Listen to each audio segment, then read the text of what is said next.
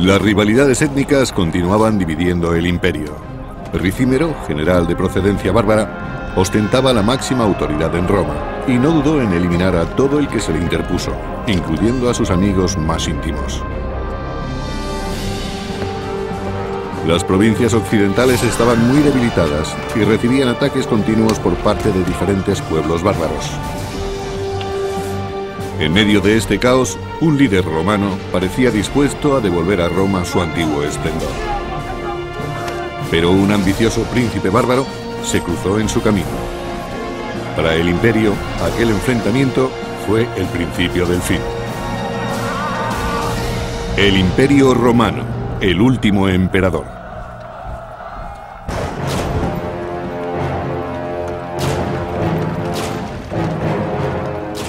En el siglo V después de Cristo, el Imperio Romano Occidental no era más que una sombra de lo que había sido. El imperio estaba sumido en una crisis profunda. Los bárbaros que había fuera de las fronteras presionaban para entrar en Roma. Y debido a la ruina económica, el imperio no tenía dinero suficiente para mantener un ejército fuerte y para sostener su infraestructura. Sin un ejército bien preparado, Roma estaba indefensa frente a una de las mayores fuerzas bárbaras. Se trataba de los hunos, dirigidos por su feroz caudillo, Atila. Calínico, cronista del siglo V, nos habla de sus hazañas. Los hunos tenían un ejército numeroso y capturaron más de 100 ciudades. Mataron a tantas personas que era imposible contarlas.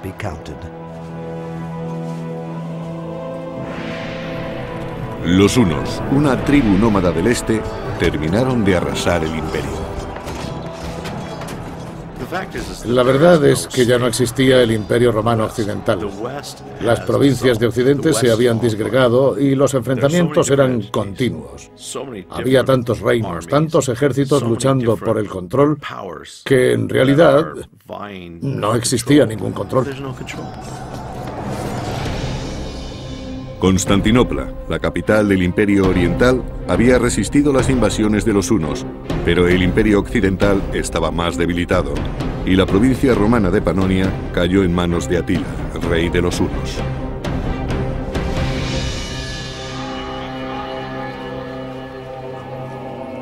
Ahora, en los antiguos territorios del imperio, los romanos obedecían a sus invasores, los hunos.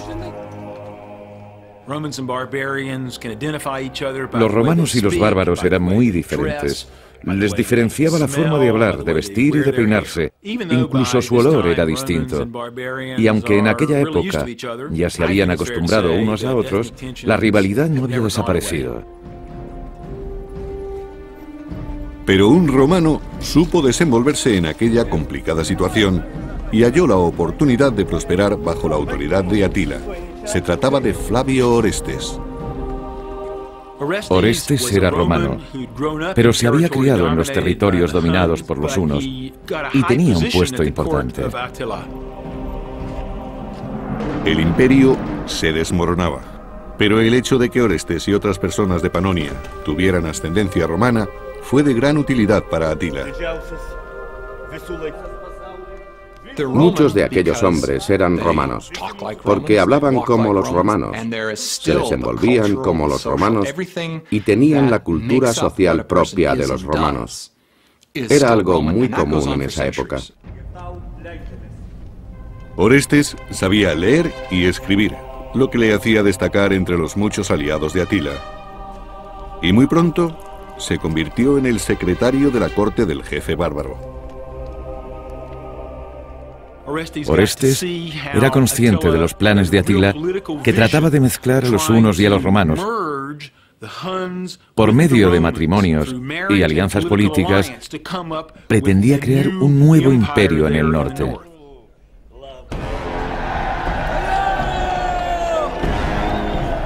Orestes era uno de los colaboradores más cercanos de Atila y fue testigo directo de la crueldad de la justicia bárbara.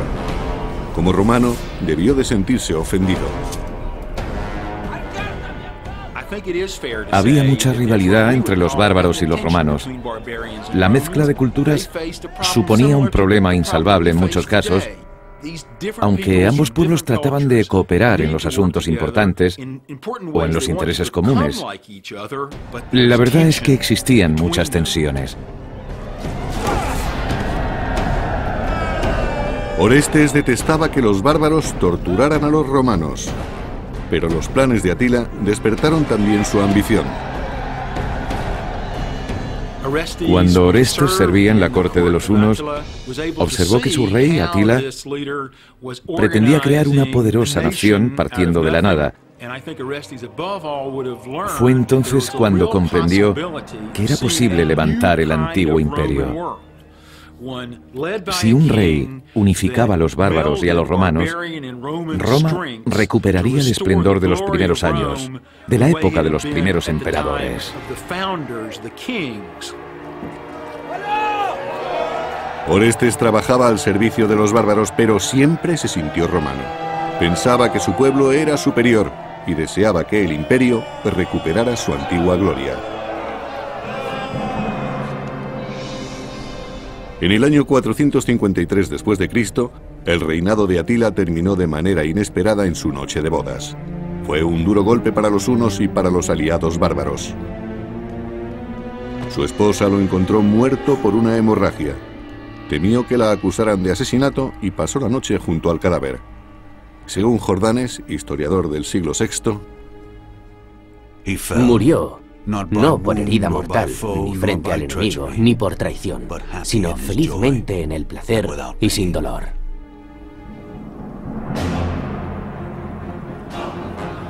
Sin embargo, la desintegración de los hunos no liberó a Roma. Aquello solo animó a otros pueblos bárbaros a invadir el decadente imperio occidental. Las ciudades romanas quedaron devastadas. El hambre y la pobreza se instalaron en sus calles.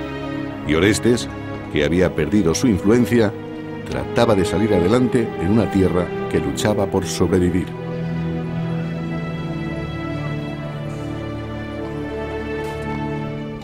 En algunos casos, según la región, la infraestructura se derrumbó muy deprisa. Los acueductos fueron abandonados y la alfarería perdió calidad. Todo se vino abajo. La planificación urbanística se deterioró y los edificios quedaron descuidados. Fueron tiempos de miseria y pesimismo. Los detalles de los viajes de Orestes se han perdido, pero como auténtico romano, se negó a admitir que el imperio estaba a punto de hundirse. Deseaba recuperar sus valores y su civilización, y con esta esperanza decidió ponerse en camino hacia Roma. El imperio romano ya había caído. Sin embargo, sus líderes se negaban a admitirlo. Y muchos de sus ciudadanos tampoco podían aceptar que Roma desapareciera. Pensaban que mientras hubiera un emperador en el trono, Roma existiría. Mientras las murallas protegieran la ciudad, Roma existiría. Mientras hubiera alguien que creyera en ello, Roma seguiría existiendo. A mediados del siglo V, después de varios años de ataques bárbaros, Roma firmó un tratado con la poderosa tribu de los burgundios. El imperio aceptaba ceder parte de sus más prósperos terrenos a cambio de ayuda militar. Los burgundios provenían de Escandinavia y se asentaron en el sur de las Galias. Fueron los primeros territorios que se escindieron del imperio. Las regiones se iban separando lentamente. Podría compararse a la reacción de un cuerpo humano cuando se enfría. El organismo está programado para que el corazón y el cerebro sobrevivan más tiempo. Los dedos de la mano, los pies, son lo primero que deja de funcionar, y algo parecido ocurrió en el imperio. En compensación por las tierras, los burgundios proporcionaron mercenarios a Roma. Pero aquel tratado solo sirvió para prolongar la agonía. La tierra es la principal fuente de recursos, y cuantas más propiedades cedían a los bárbaros, menos dinero recaudaban los romanos. y por lo tanto tenían que seguir cediendo tierras para que al menos su ejército permaneciera fuerte. Era un círculo vicioso que conducía cada vez más deprisa al desastre económico. El jefe de los burgundios, Gundebaldo, era hijo de un poderoso caudillo bárbaro. Su tribu proporcionó muchos mercenarios al imperio cuando éste comenzó a debilitarse.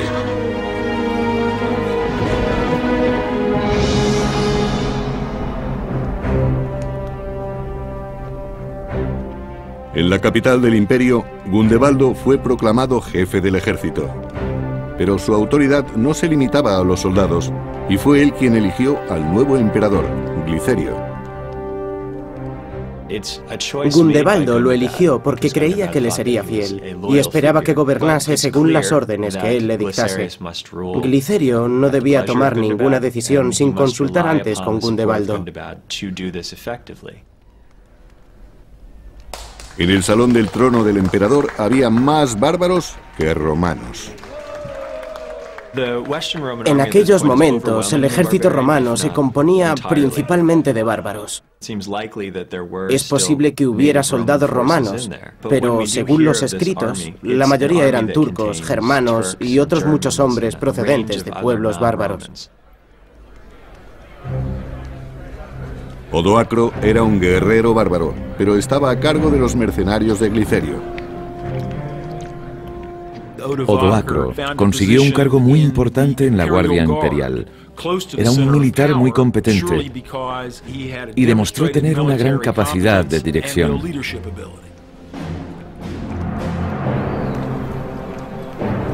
Tras la muerte de Atila, Orestes se había encontrado con una Roma decadente. Enseguida se dio cuenta de lo mucho que el imperio había cambiado desde sus días de gloria.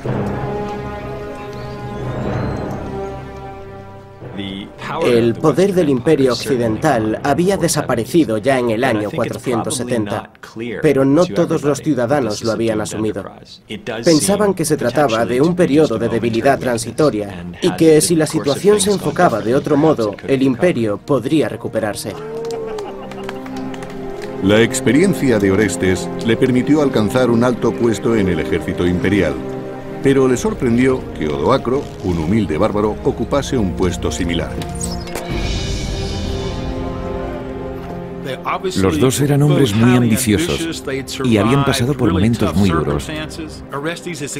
Orestes había trabajado al servicio de la corte de Atila y Odoacro era un jefe militar que había logrado ascender en Roma a pesar de sus raíces humildes. Los dos tenían mucha experiencia como militares y creo que fue la ambición lo que acabó enfrentándolos. Orestes y Odoacro tenían ideas diferentes sobre el imperio. Uno de ellos era romano, el otro bárbaro. Después de pasar muchos años en la corte de Atila, el romano Orestes fue nombrado general del ejército de Roma. Pero se encontró con un imperio que estaba a punto de desaparecer. Además, el poder ya no residía en el emperador Glicerio, sino en Odoacro, general bárbaro, y en Gundebaldo, jefe burgundio.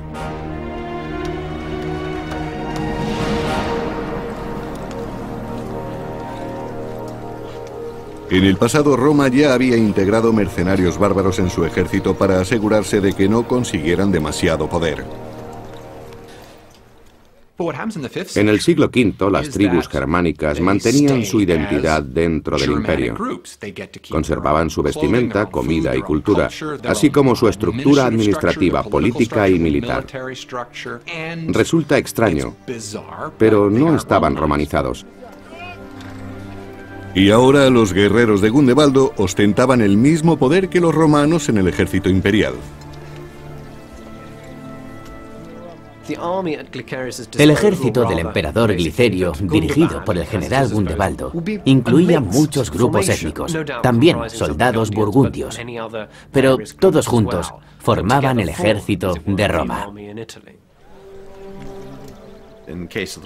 También hubo tensiones en el ejército a causa de la rivalidad entre romanos y bárbaros. Los romanos pensaban que, tratándose del ejército de Roma, ellos deberían ocupar un puesto más alto y que los bárbaros deberían ocupar puestos inferiores. El poder del ejército romano desapareció cuando estalló la violencia entre sus filas y el estamento militar acabó dividiéndose.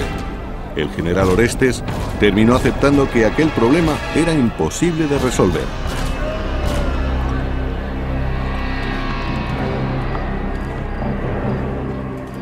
Algunas tribus atacaron al imperio, que sufrió grandes pérdidas en las Galias.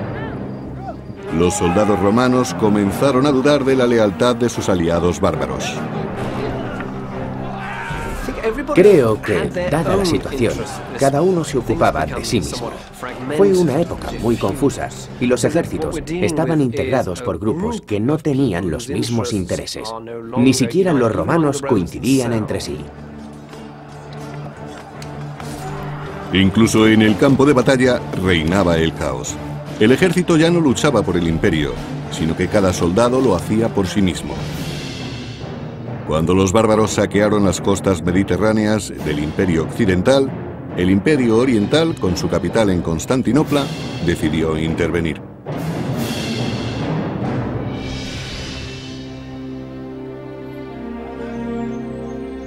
En su palacio fortificado, León, anciano emperador de Oriente, disfrutaba de la seguridad de su imperio. A mediados del siglo V había dos imperios distintos, el occidental y el oriental. El imperio oriental era muy próspero, pero el occidental no. León culpaba a Glicerio de los fracasos de Roma y decidió intervenir. De modo que proclamó un nuevo emperador de Occidente, Julio Nepo. Nepo ocupaba un puesto importante en la corte oriental y fue elegido para gobernar en Occidente. Además, estaba emparentado por matrimonio con el emperador León. Era la persona adecuada para dirigir una invasión.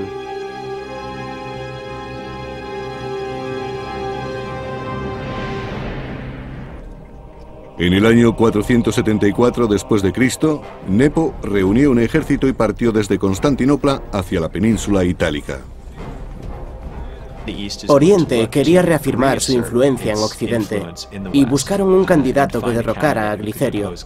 Su reacción no tuvo nada de sorprendente. Acababa de ser proclamado emperador, pero Nepo tenía que demostrar muchas cosas todavía si quería rescatar el imperio occidental de manos de los bárbaros. Cuando el ejército de Nepo partió de Constantinopla, el emperador Glicerio preparó su propio ejército en Roma para contrarrestar el ataque. Pero cuando Glicerio ordenó a Orestes y a Odoacro que aprestaran sus tropas para el combate, comprobó la falta de lealtad de los bárbaros. Gundebaldo y los burgundios le habían abandonado.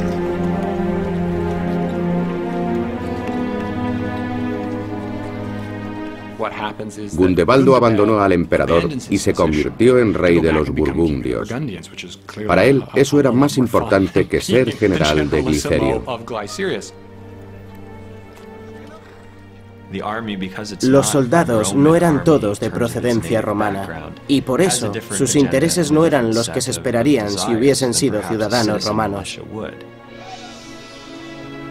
Sin el apoyo de los burgundios, los ejércitos de Orestes y de Odoacro no podían salvar a Glicerio de las tropas invasoras de Nepo.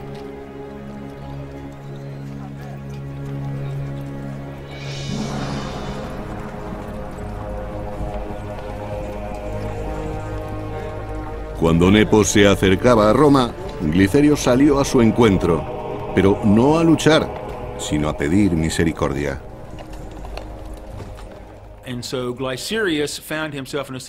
Glicerio se encontró con que ya no tenía soporte militar ni de sus bárbaros, ni de sus tropas locales. Cuando el Imperio Oriental envió a Nepo para que se hiciera cargo del Imperio Occidental, Glicerio tomó la única decisión racional que podía tomar. Se rindió sin luchar. Nepo, que había ido a Roma a derrotar a Glicerio, perdonó la vida al emperador. Nepo quiso aparentar que se trataba de un acuerdo legal y que sería proclamado emperador contando con el apoyo de Glicerio. Quería que pareciese que Glicerio lo consideraba más indicado para gobernar.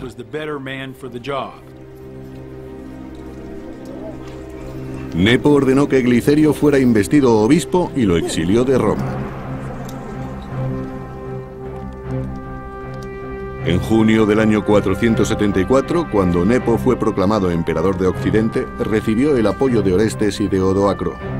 Inmediatamente, ambos se declararon fieles al nuevo emperador. Como romano, Orestes consideraba que Roma seguía siendo un imperio y que él podría protegerla. Pero Odoacro opinaba que el imperio como tal ya no existía. Se trataba de dos militares muy competentes y muy capacitados, pero la existencia del imperio que querían remontar era dudosa.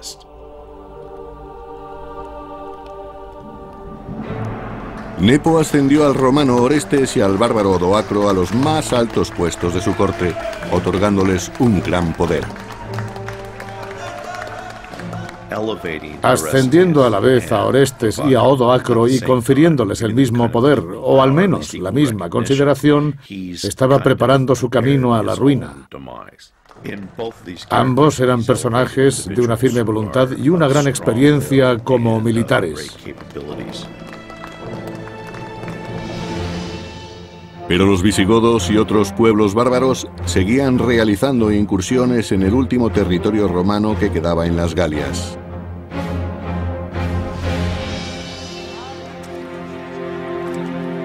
En la región que ahora se conoce como la Provenza, en Francia, había una próspera comunidad romana. Pero a partir del año 470, sus pobladores sufrieron muchos ataques por parte de los visigodos. Eurico, el rey de los visigodos, era muy ambicioso. Quería expandir su territorio y apoderarse de las regiones del sur de Francia que todavía no estaban bajo su poder. Tenía un ejército fuerte. Las fuerzas de los visigodos eran abrumadoras. Aquella invasión y todas las anteriores fueron reduciendo poco a poco los territorios romanos en las Galias. Finalmente, solo quedó una pequeña franja costera en lo que hoy es el sur de Francia. Los guerreros visigodos arrasaron las aldeas de la Provenza sin compadecerse de los ciudadanos romanos que estaban indefensos. El emperador de Oriente había enviado a Julio Nepo a Roma para que ocupara el trono del emperador de Occidente. Nepo confiaba en sus dos generales, Odoacro y Orestes, pero el imperio romano estaba terriblemente debilitado.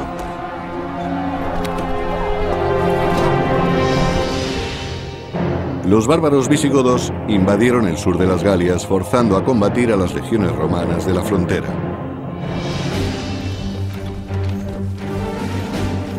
Pero los soldados imperiales no eran rivales para los visigodos. Los visigodos tenían más experiencia y su reino era más fuerte. Podían movilizar más hombres y sus tropas estaban mejor preparadas para enfrentarse a cualquier imprevisto en la batalla. El combate fue muy sangriento. Los romanos no sabían qué hacer.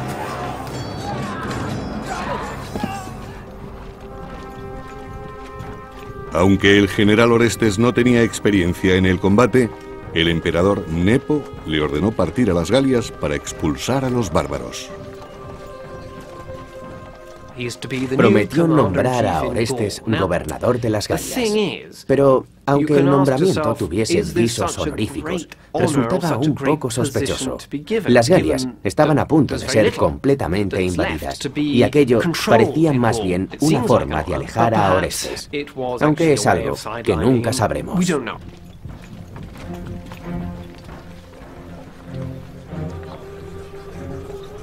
Pero en su campamento en la frontera romana, Orestes planeó una estrategia e intentó dejar a un lado a Odoacro y al nuevo emperador, Nepo.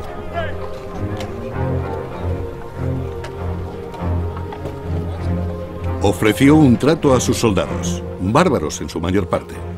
Si se unían a él contra Nepo, les pagaría con tierras romanas. Orestes no confiaba en la capacidad de Nepo y se rebeló. En lugar de seguir las instrucciones de su emperador, trató de hacerse con el poder. En mi opinión, le traicionó porque quería que Roma recuperase su antigua gloria. Orestes dejó las Galias a los visigodos y desde el norte de la península itálica regresó a Roma con su ejército. Cuando Nepo se enteró de su maniobra, huyó a Rávena.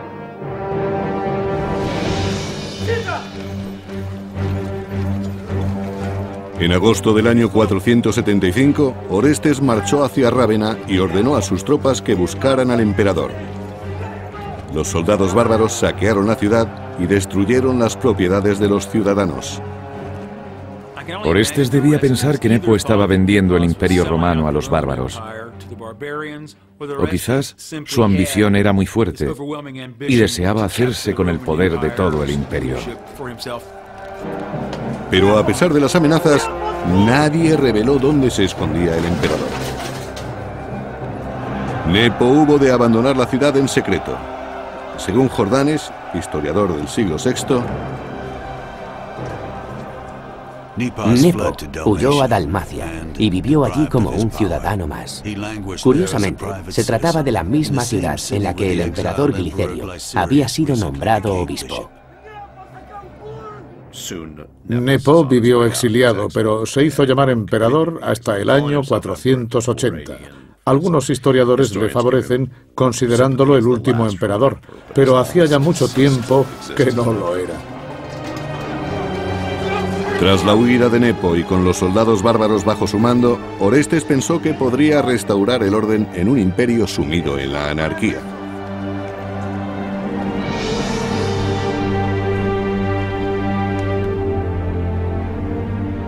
Y utilizó una astuta estrategia. Orestes no reclamó el imperio para sí, sino para su joven hijo, Rómulo Augustulo. Orestes era consciente de su situación. Se había criado entre bárbaros y había prestado servicio en la corte de los hunos. Así que era probable que los romanos lo rechazaran como emperador. Sin embargo, aceptarían a su hijo Rómulo, que era romano y se había criado en Roma. Orestes no tuvo en cuenta lo insignificante que era el cargo de emperador en aquel momento. Rómulo permaneció protegido en la ciudad de Rávena. Rómulo estaba al cuidado de su tío Paulo. Todavía era solo un adolescente, de ahí que su segundo nombre fuera Augustulo, pequeño Augusto. El joven Rómulo obedeció las órdenes de su padre. Era Orestes el que dirigía el imperio y acabó alejando a su rival Odoacro para convertirse en el hombre más poderoso de Roma.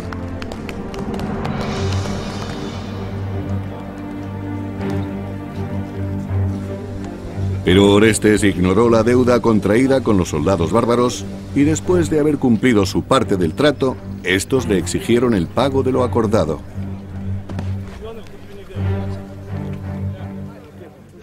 Los bárbaros querían establecerse en las tierras del imperio. Sin embargo, Orestes como romano no quería que eso ocurriera y se negó a cederles esos territorios. Orestes no podía pagar a los soldados, y los soldados querían un emperador que les pagara. Por eso, cuando Orestes no les dio el dinero ni las tierras que les había prometido, los bárbaros decidieron que solo tenían una opción: librarse del emperador y nombrar otro que sí les diera lo que demandaban. Con la ayuda de sus guardias, Orestes logró escapar, pero subestimó el poder del ejército bárbaro. Y los soldados buscaban venganza.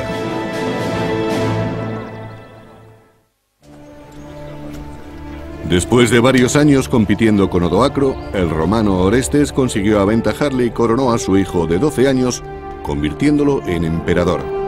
Pero las tensiones aumentaron cuando no pagó su parte del trato al ejército bárbaro.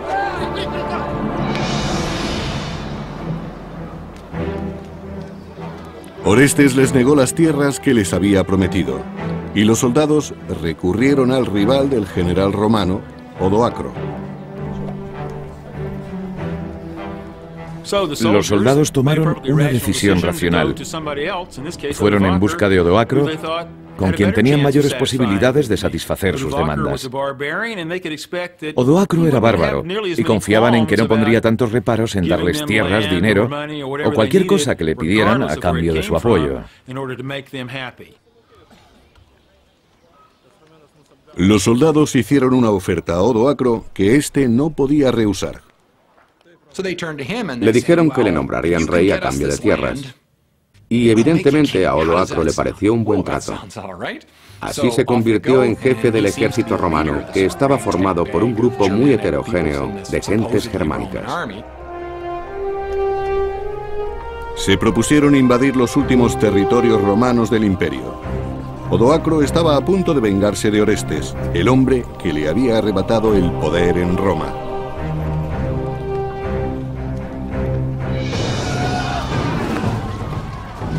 Inmediatamente sus huestes empezaron a saquear las ciudades romanas.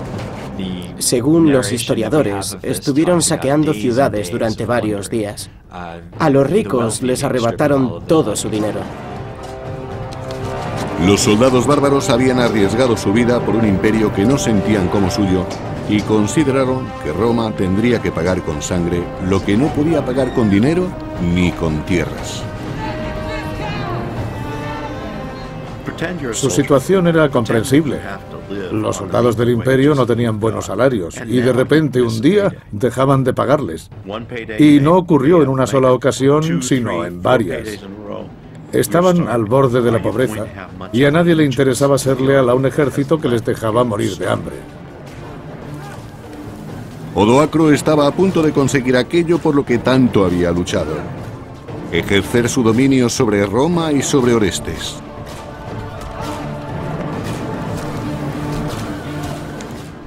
Lo que ocurrió en el año 476 no fue exactamente una guerra. No hubo invasiones ni grandes batallas, solamente había soldados que trataban de sobrevivir. Y para conseguirlo, tenían que hacer todo lo necesario. Estaban entrenados para luchar y lucharían contra todo aquel que se interpusiera en sus planes. Por eso los levantamientos y los saqueos eran continuos. Orestes decidió dejar a su hijo, el joven emperador Rómulo, en Rávena, al cuidado de su tío Paulo. Después, el general bárbaro escapó a Ticino, en el norte de Italia. Orestes se vio obligado a refugiarse en Ticino, la moderna Pavía, para escapar de Odoacro y de su ejército. Sabemos por algunos escritos que el obispo de Pavía dio refugio a Orestes. Pero no logró librarse de la ira de los bárbaros.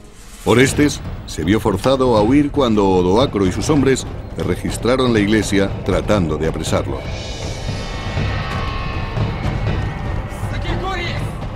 Los hombres de Odoacro robaron todas las limosnas y los donativos para ayudar a los pobres. Y también quemaron muchos edificios, incluida la iglesia. Orestes se dio cuenta de que su sueño de reconstruir el imperio era irrealizable. A Odoacro no le importaba la gloria de Roma. De hecho, hacía ya mucho tiempo que había dejado de existir para él. Pero entonces, ¿cuáles eran sus aspiraciones? Orestes y su guardia escaparon de Ticino. Trataban de ganar tiempo para preparar el enfrentamiento contra Odoacro. Hacía mucho tiempo habían sido compañeros en la corte. Ahora ambos luchaban por el poder. Ambos estaban muy orgullosos del puesto que ocupaban y ninguno quería reconocer la autoridad del otro. Por tanto, el enfrentamiento era inevitable. Orestes y su ejército llegaron finalmente a Plasencia, la moderna Piacenza, antes de enfrentarse a Odoacro en el campo de batalla.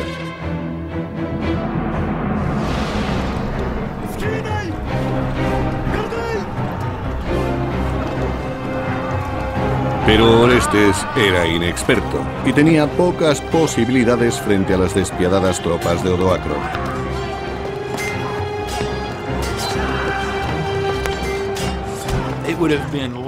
La batalla fue muy violenta.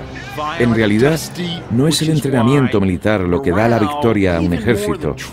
El ánimo y la confianza con que acuden a luchar los soldados tiene mucha influencia en el resultado. Hubo muchos cadáveres, heridos y hombres paralizados por el miedo. Orestes estaba siendo derrotado.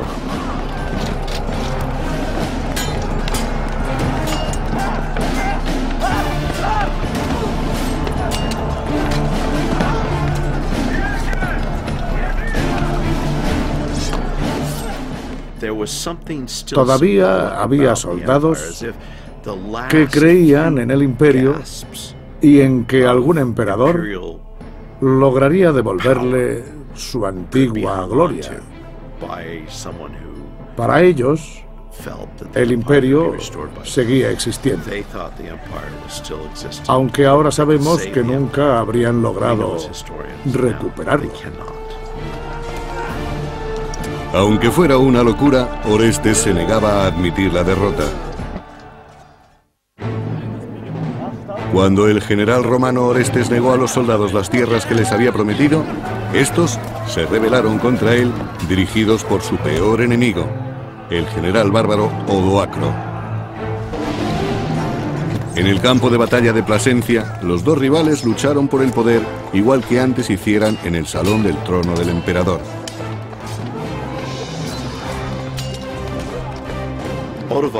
Odoacro y Orestes eran los dos personajes más importantes del Imperio Occidental. El futuro de Roma dependía de ellos y deberían haber colaborado juntos. Nunca se plantearon llegar a un acuerdo. Eran demasiado ambiciosos y recurrieron a la guerra. Se enfrentaron en una lucha a muerte, y cuando por fin terminó la batalla, Orestes, el romano, sucumbió ante el poderoso bárbaro.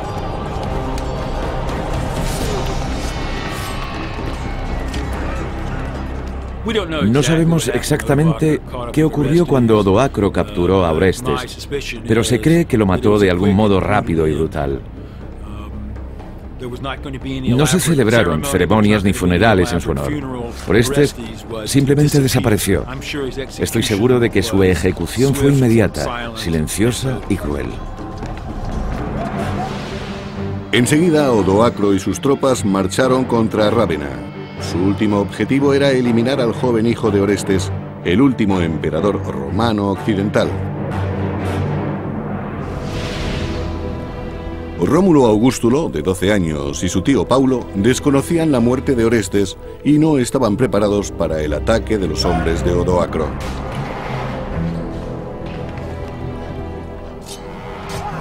Cuando Odoacro llegó a Rávena, Rómulo no pudo hacerle frente.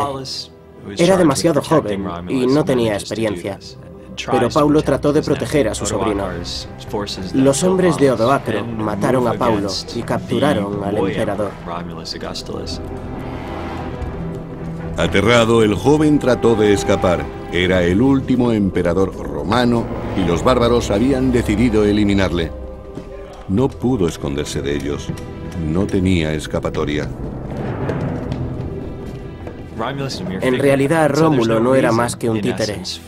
Odoacro no tenía motivos para asesinarlo. Pero el despiadado guerrero tomó una decisión sorprendente. Perdonó la vida al joven emperador y lo envió al exilio. Al perdonarle la vida a su enemigo, Odoacro mostró una gran clemencia. Con esta actitud, demostró a los romanos que era un soberano justo. En el año 476, Odoacro se convirtió en el primer gobernante bárbaro de Roma. Aunque ahora Odoacro era rey, no era el rey de Roma ni del imperio. Solo era el rey de sus huestes, de aquel variado grupo de gente que constituía el ejército. Odoacro fue rey, no emperador. El imperio romano, que surgió en el año 27 a.C., había desaparecido 500 años después de su nacimiento. Fue el final de los emperadores romanos en Occidente. El siguiente gobernante fue rey. En Oriente sí había un emperador romano, pero no podía controlar Occidente. Desde el punto de vista político, la situación había sufrido un gran cambio. Desde Constantinopla, el emperador oriental Zenón conoció la noticia de la caída de Roma. Durante mucho tiempo, aquel había sido el mayor temor del Imperio Oriental. Un mensajero transmitió las palabras del joven emperador Rómulo. Odoacro exigió a Rómulo Augustulo una última cosa. Debía enviar un mensajero a Constantinopla, en nombre del Senado y del emperador, para que comunicase en el Imperio Oriental que no se necesitaba ningún emperador en Occidente. Con un rey bárbaro gobernando en Roma, los símbolos imperiales ya no tenían sentido. Sabemos que Odoacro fue proclamado rey y que no vistió púrpura ni llevó la corona de oro del emperador romano. Él mismo decidió prescindir de los símbolos y las costumbres de Roma. Odoacro tenía la intención de ser algo nuevo, el rey de Occidente, no el emperador. Las vestiduras, coronas y joyas quedaban para el emperador de Oriente. Para Odoacro estas riquezas ya no significaban poder y prestigio, sino fracasos y pérdidas. Los bárbaros y sus familias se asentaron en las tierras que habían pertenecido a Roma. Eran los territorios por los que tanto habían luchado. Occidente estaba ahora en sus manos. Odoacro cumplió lo que había acordado con sus soldados y les dio lo que les había prometido. Demostró a su ejército que era un hombre de palabra. Los territorios del imperio fueron rápidamente ocupados por los bárbaros. Las haciendas se llenaron de mujeres y niños.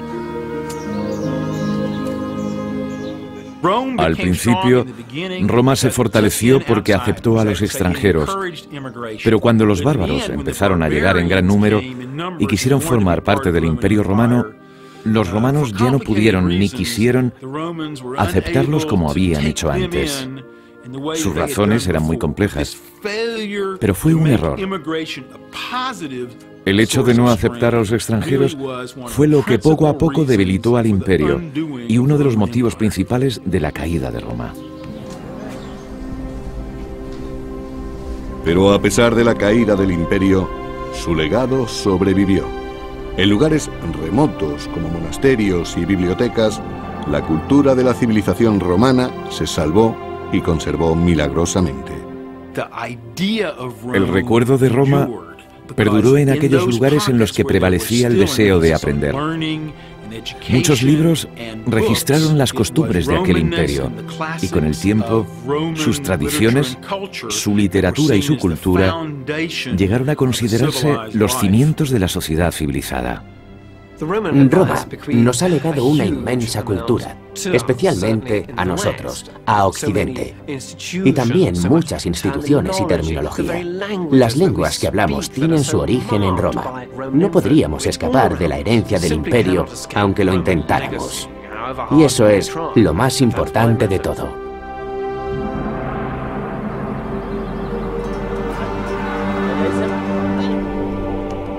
De la democracia al imperio y hasta su caída, Roma sirvió de inspiración al mundo occidental que hoy conocemos. Una civilización que sobrevivió a varios siglos de guerra, a la persecución, la corrupción y la peste, y que terminó muriendo calladamente, debilitada por los ataques bárbaros. Existe una idea muy romántica acerca de la caída de Roma y del Imperio Romano. Y su historia ha repercutido en la formación del mundo moderno. Pero todo eso ocurrió hace 1500 años. ¿Por qué tendríamos que ocuparnos de ello ahora? En mi opinión, la respuesta es muy sencilla. Debemos conocer los datos porque en Roma se cimentaron los aspectos más significativos de la historia de la humanidad y también los más terribles. Y si los analizamos, acabaremos comprendiéndolos. Quizás así podamos aprender de sus aciertos y evitar sus fracasos.